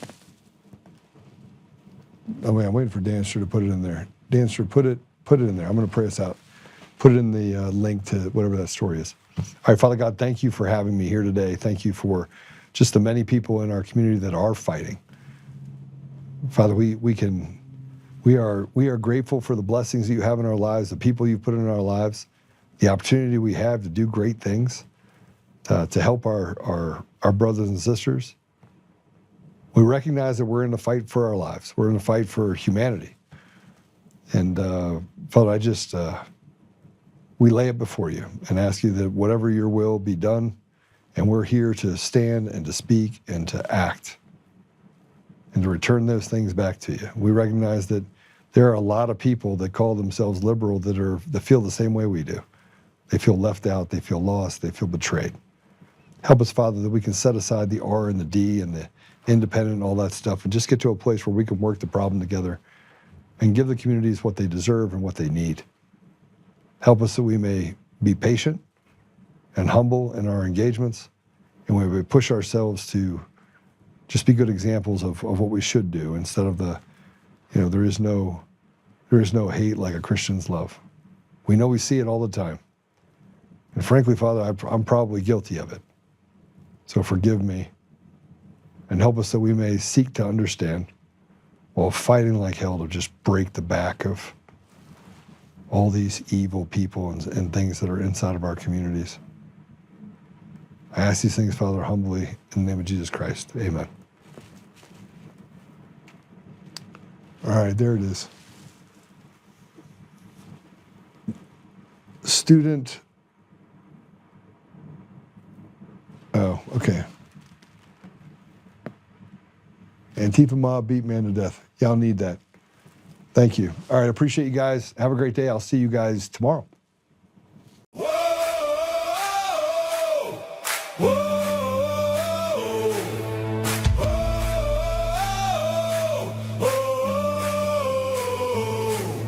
Rising from the fight for the forgotten and the free, exposing rigged machines, Kuma's lies, Dominion's deceit, pays a grand each day. She shielding truth from corrupt halls, but he won't back down, standing tall through it all. Hart and Tina Peters break the chains that bind her tight. Hand count votes and one day bring the fraud to light. No more mailing scams, no machines to steal the night. Restore the people's voice, make Colorado right. Governor Oltmann, lead us bold and true. Badass for the have-nots, fighting through and through. Abolish property tax, cut the tolls away. Shrink the bloated state, let the people have their say. Governor Oltmann, it's our rally call. Truth and freedom rise and watch the tyrants fall. Untamed Colorado, strong and proud, we'll be one man for the people, set our great state free. Help the single moms, bring back trade school strong. Opportunity for youth, where the brave belong. Audit every NGO, ban the wolves that roam. Reclaim our stolen land, bring the power home. Eric Coomer's fraud dominions, rig design, expose the stolen votes, cross a dangerous line. No more victimhood, no chains on you and me. He's running for governor for real liberty. Smash the fraud machine, pardon heroes jailed for the have-nots. Rising truth will never fail. One warrior defies the corrupt elite. Colorado reborn, strong on our feet. Governor Oltmann, lead us bold and true. Badass for the have-nots, fighting through and through. Abolish property tax, cut the tolls away. Shrink the bloated state, let the people have the say. Governor Oltmann, it's our rally call. Truth and freedom rise and watch the tyrants fall. Untamed Colorado, strong and proud, we'll be one man for the people, set our great state free.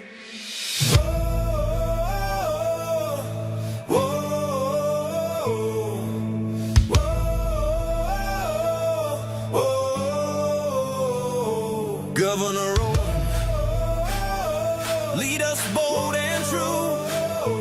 Governor Oltmann, freedom forever, Colorado rise.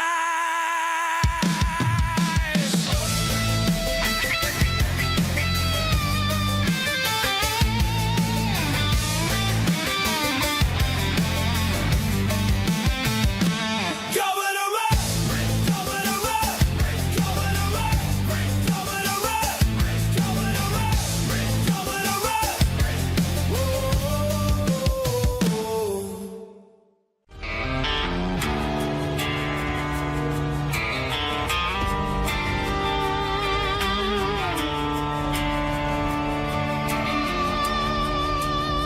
Rise up untamed, in the heart of the fight where the wild ones roam. Joe Oltmann's calling, bringing truth back home. From conservative daily to this untamed fire, we shatter the silence, lifting spirits higher. No chains can hold us, no lies can prevail. Authentic and fearless on this rugged trail.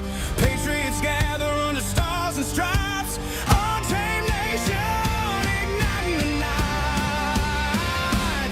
Untamed nation, let the truth roll out in this land of the free. Standing proud from sea to shining sea, we won't back down. Catch the fire, wear the crown. Untamed nation, it's our battle song, motivating hearts where the brave belong. Yeah, untamed and wild, forever strong. Play it again all night long.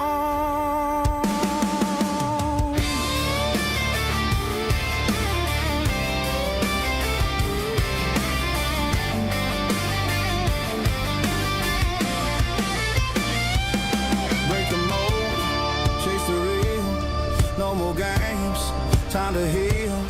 Joe's voice leads the untamed crew. Truth matters through and through. Untamed nation, let the truth roll out in this land of the free. Standing proud from sea to shining sea, we won't back down. Catch the fire, wear the crown. Untamed nation, it's our battle song, motivating hearts where the brave